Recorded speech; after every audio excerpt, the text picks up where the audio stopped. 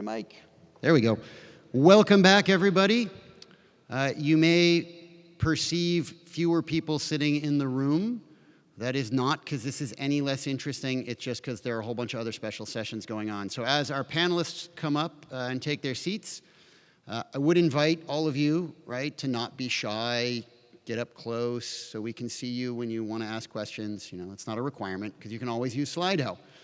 Speaking of Slido, as a reminder, if you were not, or as a refresher or an update, if you were not in the plenary session, we have a poll running about your sort of most interested areas of innovation and challenge. And so that poll is live on Slido, still is. So you can, so this is the poll we're referring to, the area that excites you the most. And it looks like translating data and observations into products and services is still well in the lead. So if that's your favorite cause, congratulations. If it's not, get on Slido and vote. So what we're going to do for you here over the next hour or so, we've started a tiny bit late, but we know you're going to be hungry, but you can wait a few extra minutes. We've put together a really exciting panel. The idea here is to do a little bit of continuation of what we did this morning, but also bring in some new themes and ideas. So with no further ado, I'm going to hand this over to Moninia to kick us off. So thank you for coming back in, and please stay attuned. Okay, great. Thank you for coming. I'm back from the coffee. That's good. So we have 4 excellent panelists in the next hour. I'm going to introduce them all. They're going to give a short presentation, and then there's hopefully lots of time left for discussion and questions, keeping in mind the themes Justin just put up. So our first speaker is Riley Hathaway. She's a passionate 18-year-old ocean advocate. As a 12-year-old, she and her father started Young Ocean Explorers, a television series that ran 20 episodes for a popular TV show. At 14, she spoke at TEDx Auckland, and since then she's inspired tens of thousands of students and teachers around New Zealand through her presentations. In 2017, Young Ocean Explorers released their interactive website, www.youngoceanexplorers.com, designed to be used freely within schools. Their aim is to educate, motivate and activate this generation of children who are environmental natives, inspiring hope so they can value and care for our magnificent underwater world. Our next speaker is Tim Jansen from So Far Ocean. Oh, I've totally got you in the wrong spot, I'm sorry. Our next speaker is Roger Hine. He co-invented the wave glider technology and founded Liquid Robotics, jointly with Jupiter Research Foundation. Prior to Liquid Robotics, Mr. Hine directed robotics and automation technology development programs at leading semiconductor equipment manufacturer Assist Technologies. He's an accomplished inventor with several issued patents and several more pending. So our next speaker is Dr. Vicky Farini. Her research focuses on using mapping techniques to understand the processes that shape the seafloor. Over the past 20 years, she's worked in environments from shallow water coastal areas to the deep sea using ships, boats, submersibles, and towed platforms. She's presently head of Seabed 2030 Data Centre, and is going to be talking about some of the innovations there. And then our final speaker is Dr. Tim Jansen from So Far Oceans. Thank you, Tim. He's a physical oceanographer and evangelist for distributed ocean sensing. Dr. Jansen co-founded an ocean startup aiming to create a more data-abundant ocean using low-cost distributed sensor networks. Currently, as CEO of So Far, Dr. Jansen is part of a passionate team of ocean innovators working to drive accelerated democratization of ocean data and exploration in the digital ocean. So, without further ado, I welcome our first speaker, Riley Hathaway. Thank you. Please make her welcome.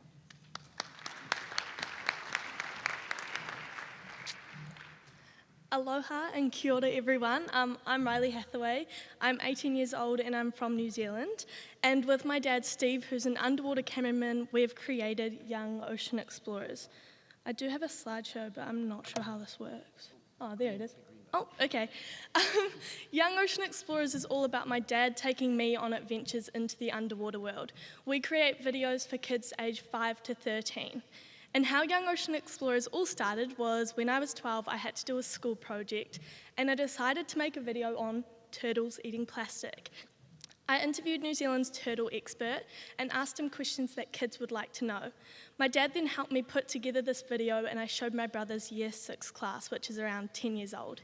And the video went really well. Dad saw how engaged these kids were and had a light bulb moment about taking underwater stories to kids through another kid's eyes, and that kid was me. And so he then contacted New Zealand's most popular kids TV show called What Now, where we ended up doing 20 episodes for them about whales, dolphins, turtles, and the list could go on. But our aim with Young Ocean Explorers was, and still is, to inspire kids to love the ocean through entertaining education, and to have a whole generation of young ocean explorers connected to the ocean, because once you're connected to something and love something, you want to protect it. Is that how you do it? Yeah. Okay. So we've done a few things since making videos. So we did these posters about the Hauraki Gulf Marine Park, which is the most populated and used piece of ocean in New Zealand. And it's using technology to show kids about how beautiful it is. So it just looks like a poster, but you can get the app on your iPhone and your iPad, and videos will pop up, so it's interactive. So in 2017, we released our interactive website called youngoceanexplorers.com. It's got over 5 hours of content on it with videos, polls, and quizzes. But like I said before, we've always targeted kids aged 5 to 13, but we realized in a day like today with such a crowded online space with Minecraft, YouTube, and thousands of addicting games for kids, we had to rethink how we were going to target kids. And so with our team, we realized we had to target teachers with the site, so we made it usable within the school curriculum. When making the site, we had to think about what kids would like too, so we kept it colourful, engaging and entertaining as well. And the reason we targeted teachers was because we know that every teacher using the site, we would automatically get 30 to 60 kids using it. So it's gone really well. We've had thousands of classes around New Zealand using it.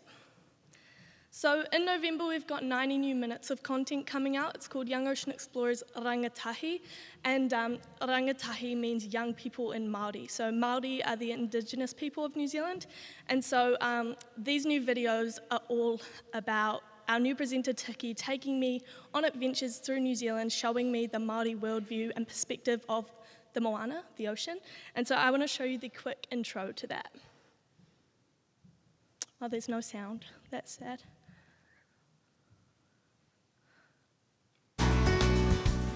I'm taking Riley on the amazing Young Ocean Explorers Tiki Tour.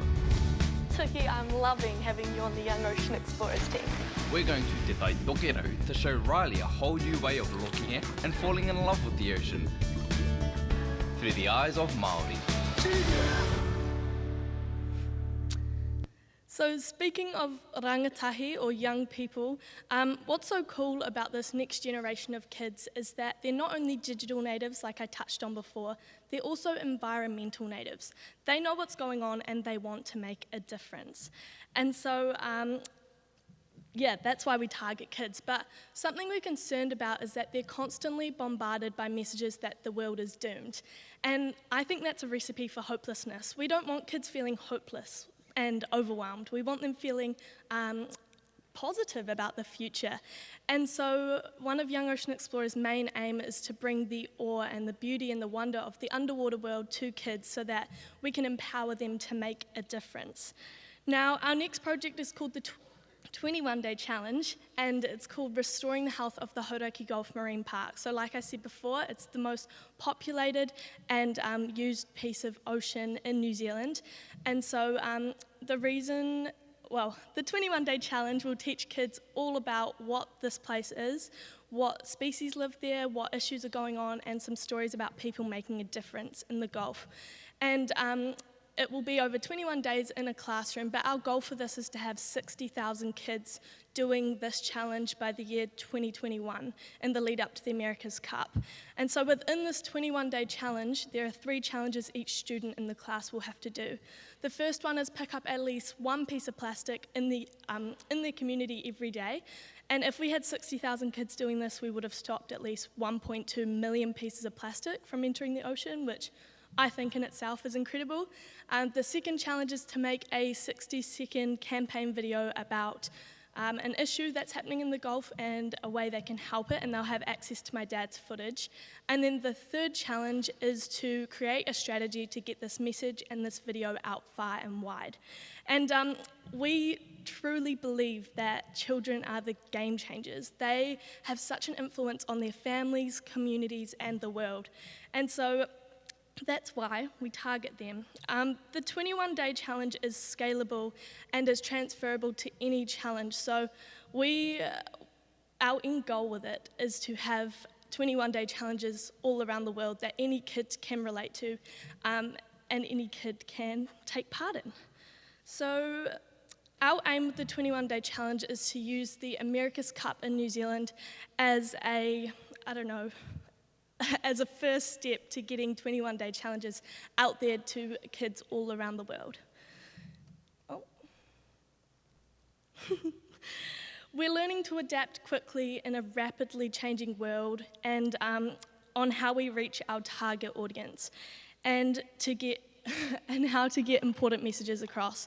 So we're just trying to target kids and get them to love the ocean so they want to protect it. Thank you.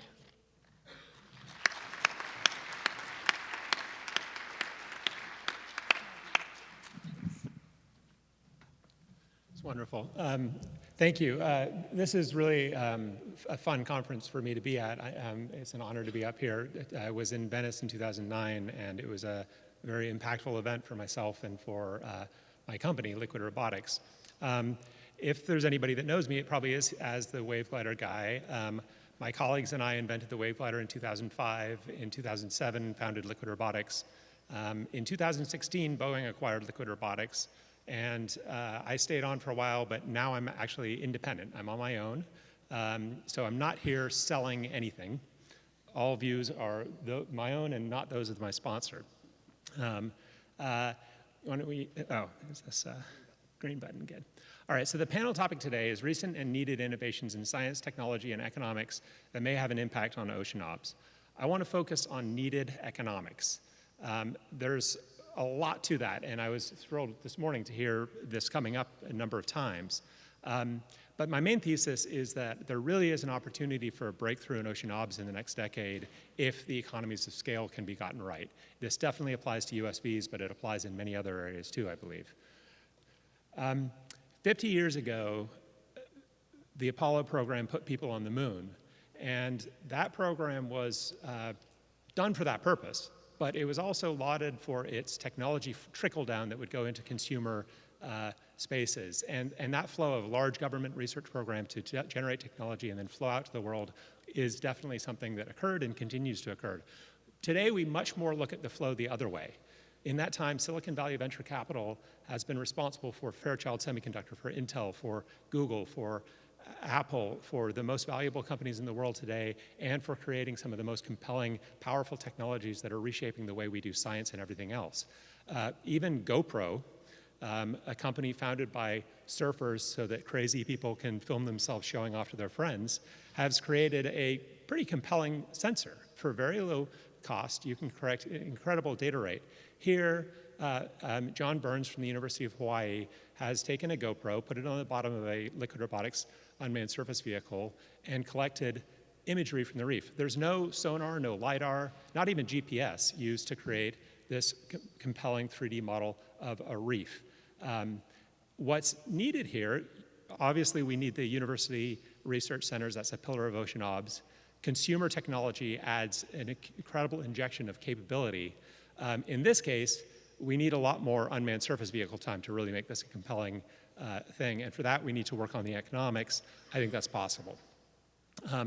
In 2009, the unmanned surface vehicles weren't really part of the ocean observation system, and there's a lot of skepticisms for autonomous devices in general. There certainly were buoyancy gliders and Argo drifters and a lot happening, but the perception generally of unmanned systems wasn't very high, and certainly not at the surface of the ocean. I remember a conversation I had with one of the architects of the Argo system who explained to me that key to the architecture was staying away from the surface. That's where oceanographic system goes to die. And so this was a little bit of a evangelizing moment. Here we had some of those leaders out in Hawaii. You see Admiral White and Admiral Brown from the US Navy CINMOC, Eddie Bernard from NOAA PM Yale, Helmut Portman. There's Justin and I swimming with a wave glider in Hawaii, and began an age of experimentation for unmanned surface vehicles. Since then, hundreds of experiments have been conducted with hundreds of customers. Wave gliders in particular have racked up well over 100 years of ocean time in that period. I think those who want, this is not what unmanned vehicles are like anymore. We need to keep, this isn't really unmanned, right? To operate here, you really do need to be able to get there on your own. If you take a random spot on the planet, obviously it's probably going to be in the ocean. It's also probably going to be a long way from shore. Getting there is an energy problem.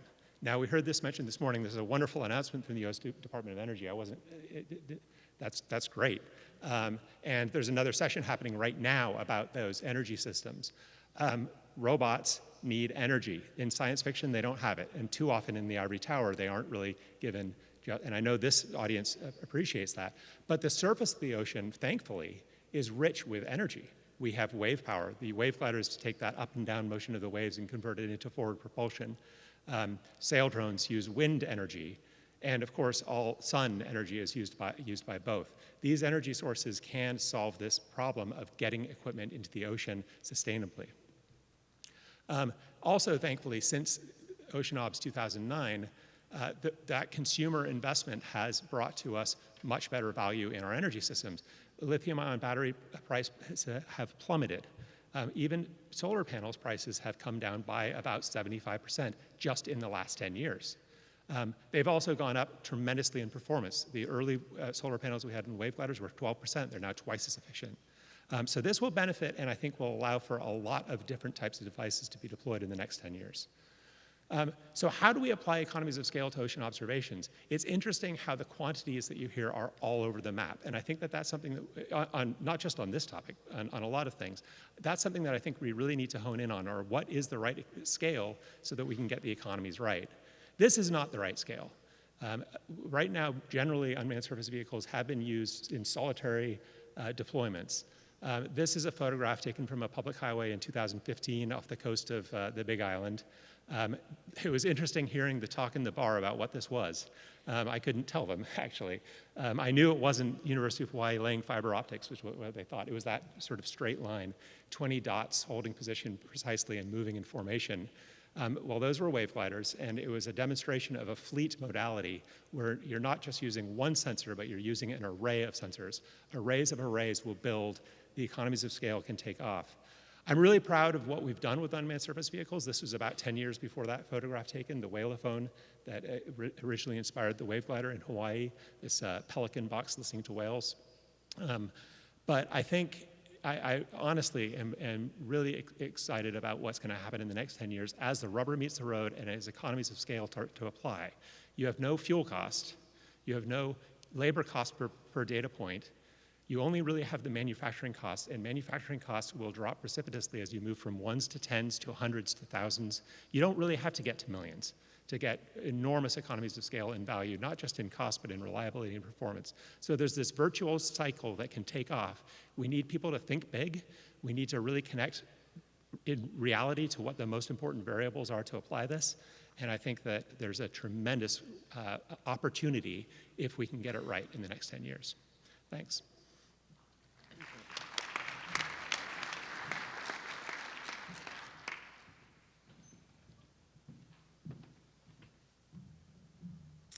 All right, thank you for having me. It's been great being here this week, really working with a bunch of other seabed mapping folks to try to bridge the gap between the OceanObs community and the seafloor mapping community. How does this thing work? Oh, of course.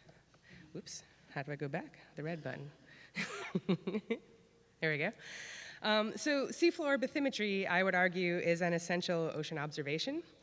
It's a foundational data set that's used across a variety of oceanographic disciplines and used for a variety of applications. Yet only a very small fraction of the ocean floor has been mapped with direct observation. So the Nippon Foundation JEBCO Seabed 2030 project has the ambitious goal of changing that. We're working to inspire the complete mapping of the ocean floor by the year 2030, and we're also working to compile all existing bathymetric data into the freely available JEBCO Ocean Map. The project recognizes the importance of global bathymetry for making policy decisions, using the ocean sustainably, and undertaking scientific research. It is a global call to action. So the map that's on the screen here illustrates how far we have to go to achieve this ambitious goal in the next decade. It's a version of the most recent JEBCO World Map, where the areas of the ocean that are not supported by direct measurement are blacked out. They're covered with just black color. In this JEBCO map, only 15% of the ocean is supported by direct observations. So to lift the veil and reveal the details of the shape of the ocean floor, we need innovation that can scale and accelerate rapidly. We've made a lot of progress in the last decade with respect to data acquisition. As with other ocean observations, we're acquiring data more rapidly. We have improved sensors that are smaller, there are more of them, they're capable of higher resolution data acquisition, and they produce higher quality data. We have new methods and platforms for acquiring data, including autonomous platforms, and there's new data streams that we're acquiring with our seabed mapping instruments, including water column data that we heard about on Monday. We've also made significant advances with respect to data processing. We have new tools for faster processing and integration, and we're also making use of telepresence. It allows us to conduct survey operations without having experts on board. We can monitor the data in real time from shore and ensure that best practices are being followed and address problems when they arise. We can also transmit the data to shore to rapidly process them or even to process them in the cloud. So we're slowly moving from community sourcing this data toward crowdsourcing the data, and the diagram on the left side here illustrates that. We're really working toward bringing data from all different sectors of the maritime community together into this global compilation. We're no longer sourcing data just from the academic and government sectors. We're bringing in data from fishing vessels, cruise ships, super yachts, et cetera.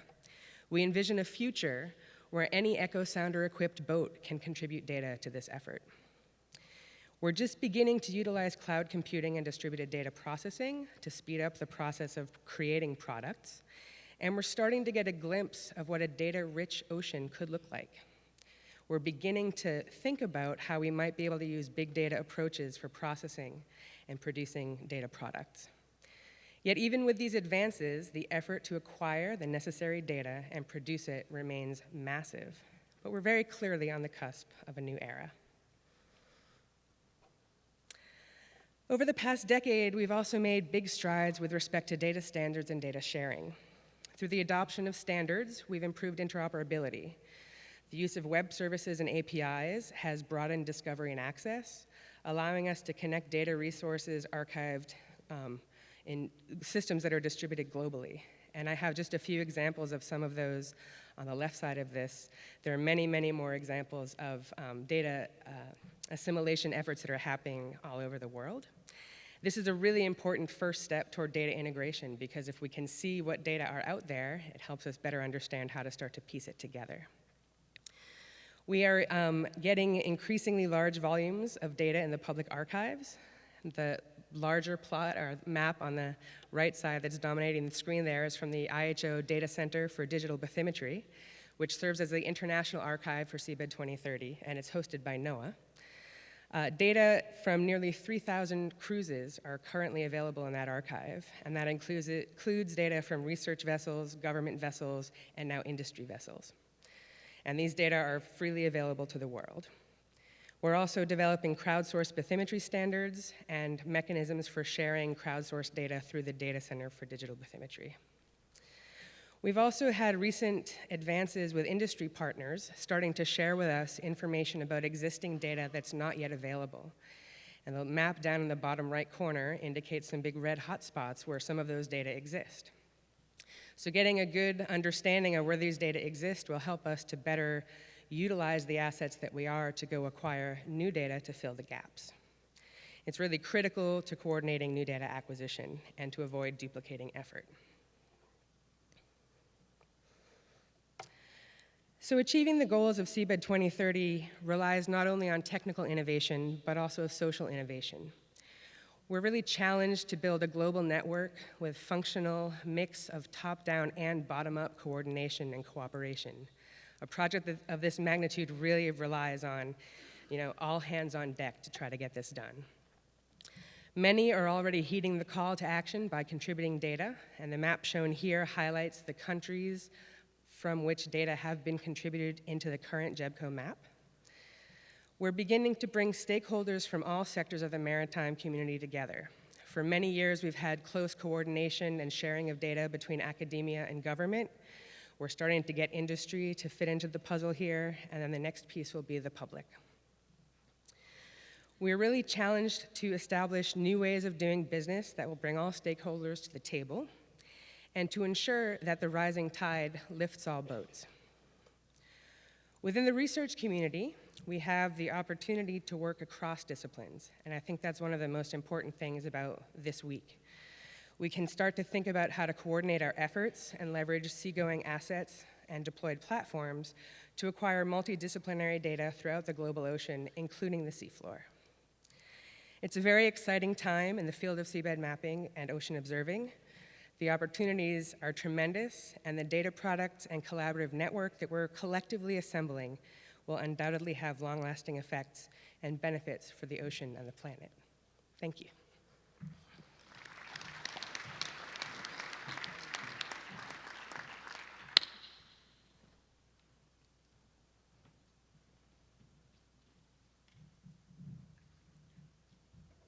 Thank you. So we were asked to outline some thoughts about the future of ocean observation for the coming decade, and preferably in 5 to 7 minutes. So that's a tall order. The risk is that you either get lost in generalizations and say nothing at all, or dive into the specifics of a particular example and get stuck over there. And I figured in 5 to 7 minutes I could probably do both. With the advancement of technology and the growing societal awareness of the need for ocean observations, I think innovation is going to be increasingly important going forward. I don't think we can define ocean observations anymore as a small group of dedicated scientists and engineers that work somewhat in isolation. I think the stakeholders and the participants are going to change and become widely more diverse. And we want that. If we are serious about dramatically accelerating, digitizing our oceans, we can't just have more sensors. We got to have more participants. And those participants are not going to have PhDs in oceanography. So we're going to have to rethink the tools with which we collect ocean information. So that means that we're going to have to be pretty creative. And I think in that future, the combination and harnessing of the innovation power that lies in small ocean startups and innovation groups, working alongside with researchers, government, and international organizations is going to be really key. High level, I think technology can do a few things for us, and there's different ways of cutting this matrix. But on the one hand, it can create new capabilities, things that we were not able to do yesterday. It can allow us to do things that we did yesterday, but do them better. We can add autonomous positioning. We can add more accuracy to a specific sensor, or we can add better solar panels. Finally, we can also take technology to do things that we are already doing and make them scalable. Think about ways of how to simplify tools and how to build them at a price point that they become more accessible to a much broader range of people. And if we take that step, then basically we enter into the realm of distributed sensing, where sensors are nodes and a collection of nodes is basically your instrument. And there are some important implications in that. On the one side, every ocean process that I know of is sort of three-dimensional and varies in time. So try to make sense of that from a single data point is exceedingly difficult.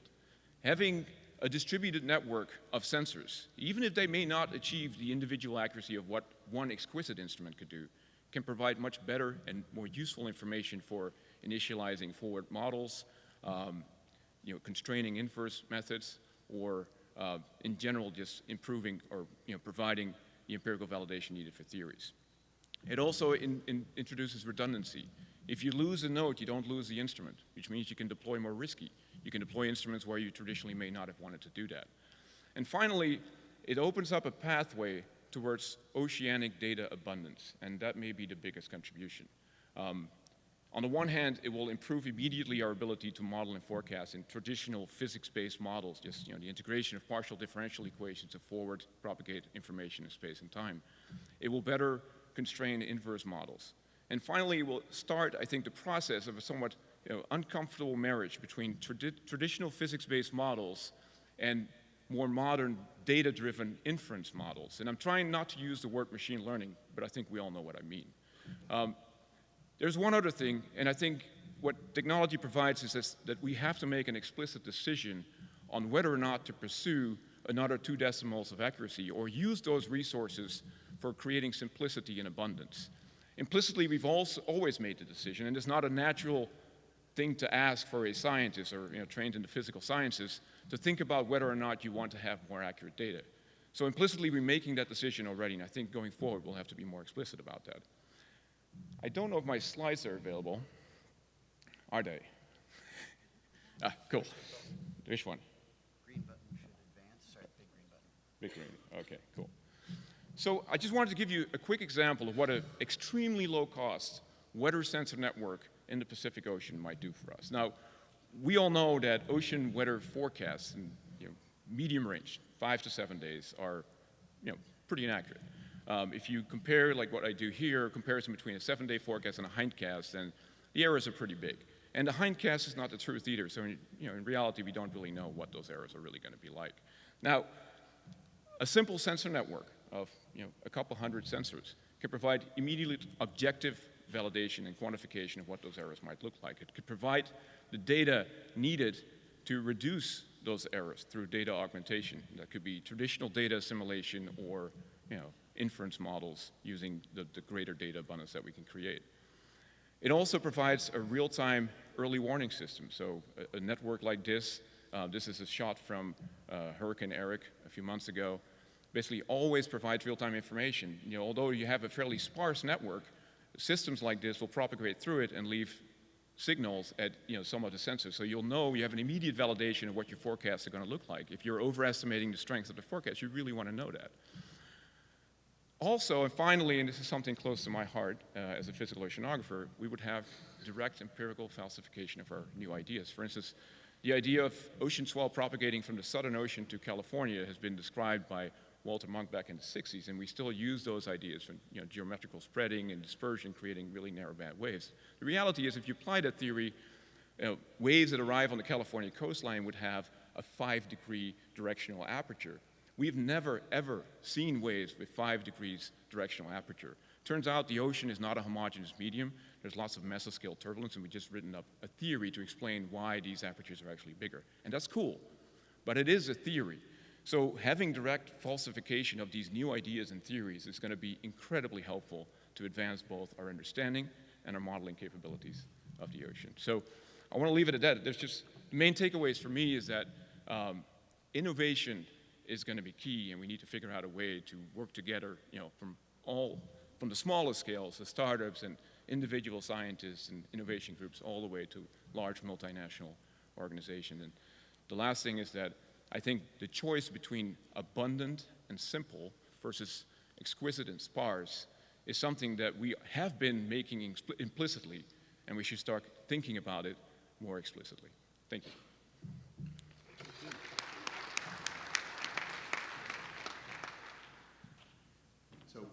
Great. We should have our panel mics on here now. So thank you all. Great presentations. Monine and I have been busy here scrolling through vast quantities of questions. Thank you all for engaging the Slido platform. I think we're going to start with the one we promised we'd start with. Is that right? If you want. It's up to you. I was going to start with a different one. Okay, we'll start with a different one. We'll come back to the one we promised. So go for it. What are we hitting them with? We're going to. There have been a few comments today about enabling all countries to be part of the global observing system. There's in comments about the coast versus the deep ocean, and comments around developing countries and underrepresented countries. People who are not in this room, who are not at the table here. What message would each of you give those countries, those representatives who have large coastal areas, large EEZs, and small funding? I think that they have an enormous opportunity to lead. One of the biggest sources of largesse in the military-industrial complex and include basically all government procurement is entrenchment. And a lot of these places don't have that entrenchment, and so they have the opportunity to build the most up-to-date modern data collection systems in the world and get ahead and we're seeing, well, liquid robotics has seen that. There's some countries in the world that you wouldn't quite expect that are really going to take a leadership position in that. And it's not necessarily homegrown technology, but they have the ability to start from scratch almost and build something really compelling. So I think there's, that there is a natural sense that ocean observations are going to be shared around the world, and I think they also will benefit from that. But I think we're going to see some really exciting contributions from the developing world in ocean ops. Vicky, did you have a comment? Yeah, so when I think about this in the context of seabed mapping, one way that I think we can help, the rising tide lift all ships is, I know some colleagues have data that has been acquired in their waters and they don't have the tools and techniques to do anything with it. And so JEBCO is a space where there's a cookbook that's out there publicly available to help give those skills, and there's certainly a community of experts that's willing to engage with people and help share technology and data kinds of things to help bring that data to the light and help those nations and also help bring that into the world space. And I think the other piece that I would say is just engaging and getting a better sense of specific needs is going to help us try to connect people and fill those needs with whatever technology is necessary. Riley, do you have a comment? No. I don't know. I think, well, my view is very different from everyone else's here, but I think to get everyone ocean observing is getting the message out there, well, one of the ways. And yeah, just getting the message out there to anyone, no matter what country they're in. And we kind of just show people that they can do their little bit to make a difference. You don't have to do massive things. Obviously, massive things are the best thing to do, but yeah, just everyone doing their little bit and making it easy for everyone. Yeah, so I think that both developing countries and the rest of the world can benefit tremendously from the fact that basically they're going to probably benefit the most from getting new tools that, and that are suited for the broader group of participants that I was talking about. I think having half or more of the world not engaged and not being able to contribute to data acquisition is a complete waste for everybody. When we build tools to get, data at a lower cost, they should also be designed to be used by anybody. That somebody could go out in a kayak and deploy an instrument that provides data for the whole world. And this is not about providing data just for them, it's providing data for all of us. We can't keep on ignoring 80% of the world and ask them not to participate in the process that we're all going to be benefiting from. I think this is one of the core principles that our companies build around, making things simple and accessible. So I'm deeply engaged and concerned about that. Yeah. Okay. All right, so if Monina will indulge me, I'm going to merge two questions, only because one came up a lot, and essentially to give folks here a little bit of a choice, right? So there was this discussion about, or question earlier, right, about in the current era, we're very sensitive to what we're putting in the ocean, right? Regardless of source and mission, and just because we're out there to observe it for the greater good, we need to be cognizant. So on one hand, we're on this disposability, right? There's an inherent conflict between almost a disposability attitude in this abundant and cheap versus a cultivation of the environment.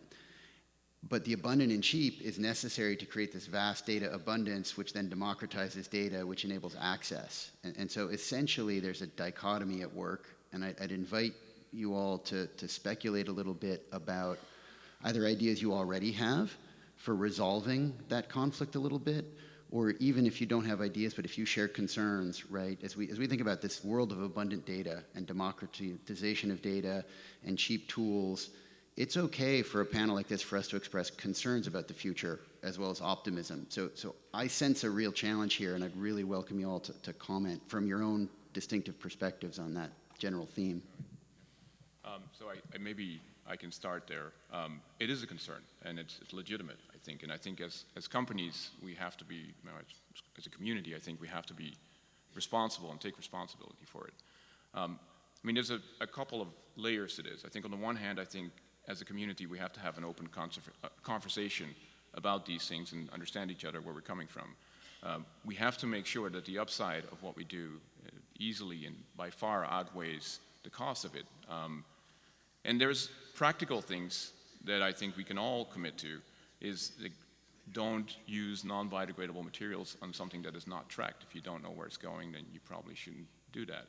You should make commitments as a company to basically force yourself to drive towards using almost exclusively biodegradable materials. And this is hard, and this goes back to the economies of scale. I mean, we have to think about a way that we can make this work. This doesn't just concern us, it concerns all of us. I mean, everything we do in the ocean, we have to think about how we do it and what's the best way forward. I think it's an open conversation, and I very much welcome it. Sure. I think generally a policy of reuse is obviously sensible for a number of reasons. I don't think there's anybody that wants to put things out in the ocean and then lose them. So that's certainly true of the unmanned surface vehicle community. It's all about getting it back. I'd also keep in mind that for every ton of fuel that a research vessel burns, that's about a ton of carbon dioxide that's gone into the ocean. I think, check my math, another 1.5 or 2 tons that's gone into the atmosphere. What harm could that do? We haven't built that many tons of unmanned surface vehicles. So I think things need to be kept in perspective in terms of the marine debris issue in particular. I don't have a good perspective on that. I don't know how many hundreds of millions of tons of plastic come from different cities around the world for waste treatment, but I think that that's where the problem lies, not from my straw. And so I want to solve the problem, but let's be a quantitative society in the world and get the numbers straight.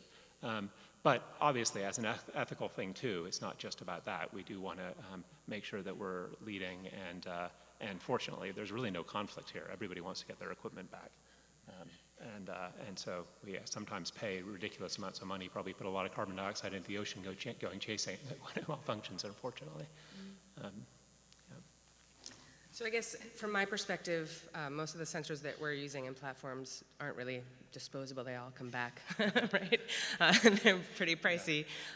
So the carbon footprint is probably more of the issue. And that's certainly, I think, of concern. And I think that applies also to, as we build this global network of engaged participants in Seabed 2030 and in other programs, how do we do it cognizant of our ecological footprint, and how do we try to take advantage of modern technology to meet with people virtually more effectively, right? There's a cultural change that we're kind of in the midst of there that I think is part of this as well. Riley, could you tell us a little bit on how you touch on this issue? So your audience is very different. This audience is full of ocean observing professionals and scientists and policymakers. Your audience is very different. Could you tell us a little bit about how you address this general theme? I mean, briefly, right? I'm sure you spend a lot of time on it, but we'd love to hear your thoughts. Yeah. Like I was saying when I kind of described what we do have quite a positive message, but we really do touch on what is happening as well. But we've got to be careful because we are talking to kids, and I think being young myself, it's really easy to hear what's going on in the world and hear all these things and just get so overwhelmed that you're like, what can I actually do? And so we kind of break it down and just show them easy ways that they can do their part. So we literally break it down. When we started, don't use single-use plastic, pick it up. Pick it up is like the easiest thing you can do. And I know a lot of you may think that, I don't know, that's a very small problem, and it is compared to what you guys are dealing with, but I think every little bit makes a difference, and that is what we try and get across to kids. Because, I don't know, we want to do it in a positive light and do little things, and everyone can make a difference. So that's what we touch on. Thank you. You get the next one up here? Yeah, can we get the results of our Slido poll up? For those of you that weren't in the room earlier, we had a little Slido poll, and 426 people have voted on this, so yay for us. And we asked people to pick the area that excited them the most. And I wanted to bring this up to make a point, and there have been a lot of comments here on the questions. The top one, 56% of those 400 people and 426 people have said translating data and observations into products and services is one of the most exciting things or the biggest opportunities here. And yet we have 2 people here who are sensors and manufacturers. So I wonder if you have a comment on that, the role of manufacturers or technologists in data, Vicky, obviously the work you're doing very much speaks to this point, but I think the role, it's not just, we can't just collect data for the sake of it, so if you could comment on that. You can take the slide down. You want Who wants to go first? I, of course, can talk about that. Well, I'm happy to start. If nobody else does. I mean, it's clearly something that we're extremely interested in the sense that to drive, a company, you need to find a value proposition. You need to solve a problem for somebody, and we believe that inherently ocean data has tremendous value, particularly on the surface, which is one of the hardest places to measure anything at all. But most of our economic activity takes place right there. I think that transition, this is the point that I was sort of trying to make, is that I think the innovation and the sort of like working alongside with ocean startups and creating an environment where ocean startups can thrive, that is something I think we're all learning. I think learning, like, we've never had abundant ocean data before. We've never had the ability to use modern data-driven inference models to improve forecasting. We don't know yet like what the inherent value or how to translate that into like what its inherent value should be. So I think this is a learning process that over the coming 5 years we're going to probably figure out, or 5 to 10 years, which may be part of like this outline of like what is the future of ocean observations. If we want to innovate, we got to have startups be part of that, like small companies and innovation groups. And so therefore we must figure out like how to get to from something that is inherently valuable to a proper value proposition and build products around that. It's a challenge I think that we all should be engaged in. Go for it. So in the field of ocean mapping, particularly in the academic realm, where data are frequently acquired opportunistically, even if it's not a primary focus of the mission, there's a lot of work that can be done there with the manufacturers to improve the software to, ring bells and alarms when things aren't quite right, so that we can really optimize the data quality at acquisition, which will minimize the downstream processing needs and speed everything up. Then there's also, I think as we gain more and more data, we'll start to be able to think about AI and machine learning to actually be able to do the intelligent processing. But at this point, we don't have, I don't think, I'm not an expert in that, but I don't think that we have enough data to really train those kinds of algorithms very well. And another piece of this that I think, at least from where I sit, is a very important part of the equation is the costs of maintaining and curating data and having it accessible isn't really factored into the way that we do business, and it is not cheap. And we need to have better solutions for ensuring that data are preserved and accessible and done in a cost-effective way.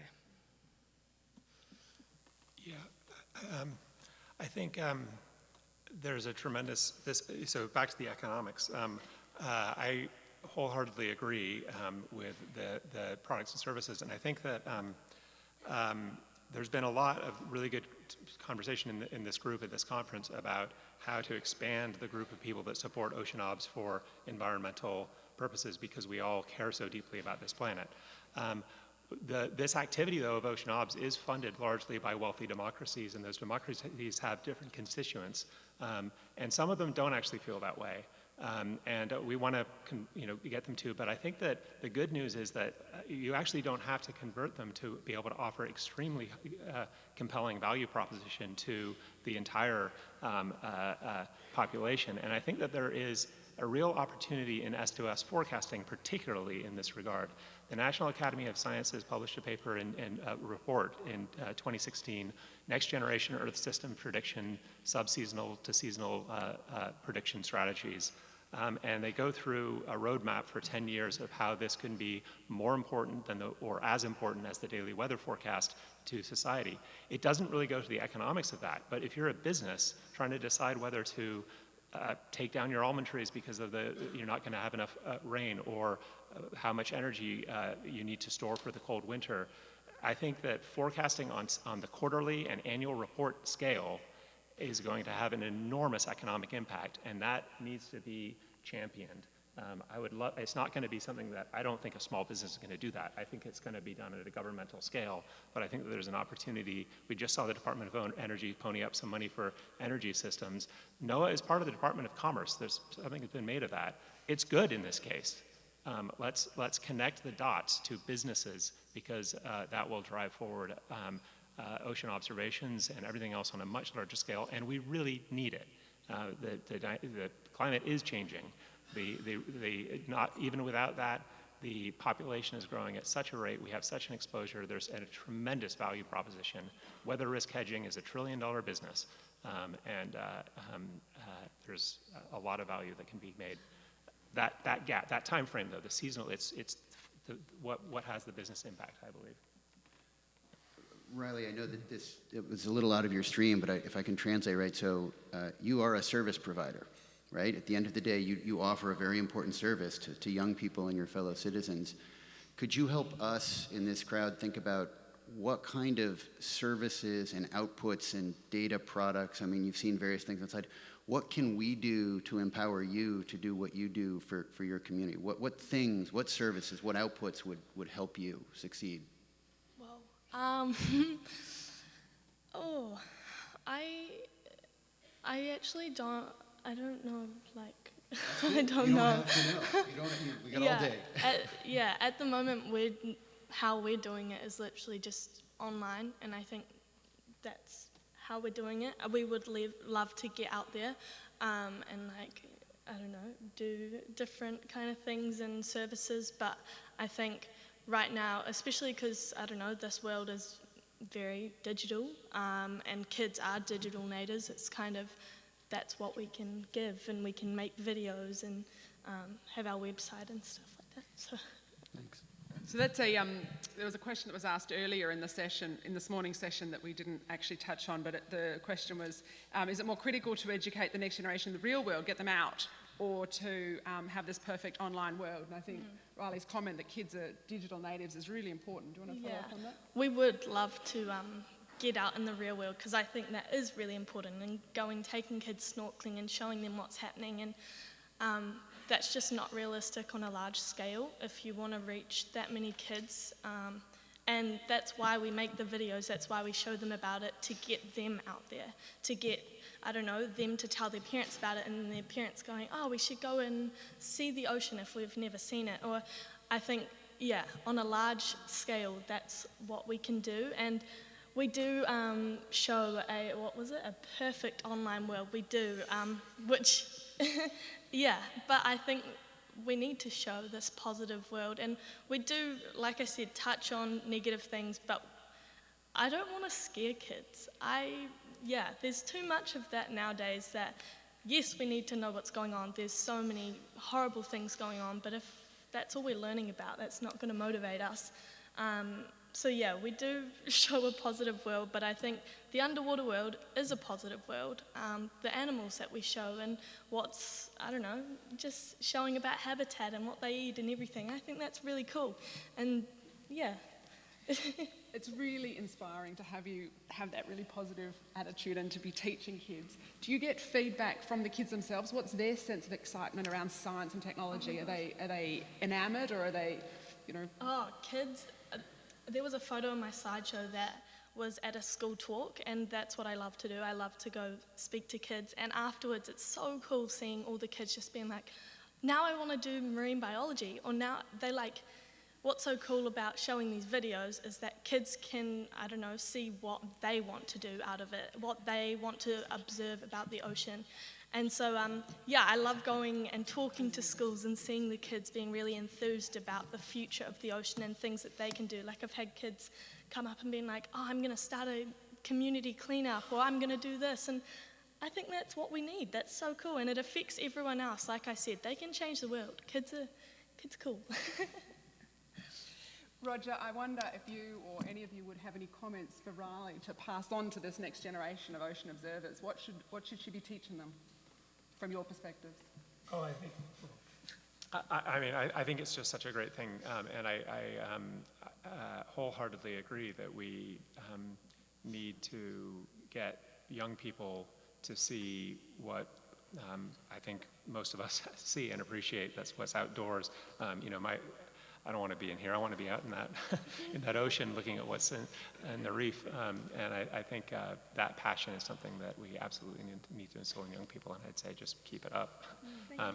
It's great. Yeah.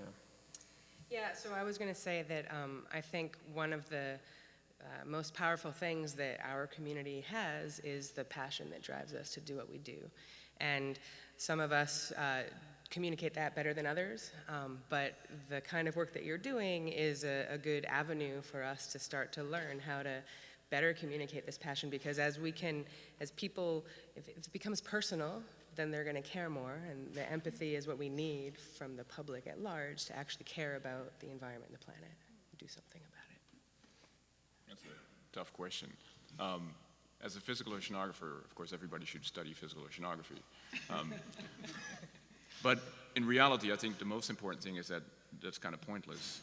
You should always study and pursue what you're the most passionate about. So I think your work particularly, I think, opens up touch points where people can resonate with and like, hey, this is something that I'm actually really passionate about. That's not always clear. So whatever that is, and whether that is physical oceanography indeed or something else completely, I think societal success and personal success ultimately depends on finding the passion that you can really thrive in.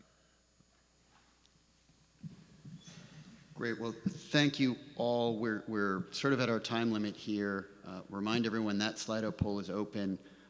We'll be bringing back a recap of this morning. At the very beginning of tomorrow, you'll hear from Oninia and I again. I know we're sorry about that, but they're making us do it. And we'll try to capture this. There's also the breakout sessions that will be coming this afternoon. There are many of them. They're all pretty compelling after the lunch break.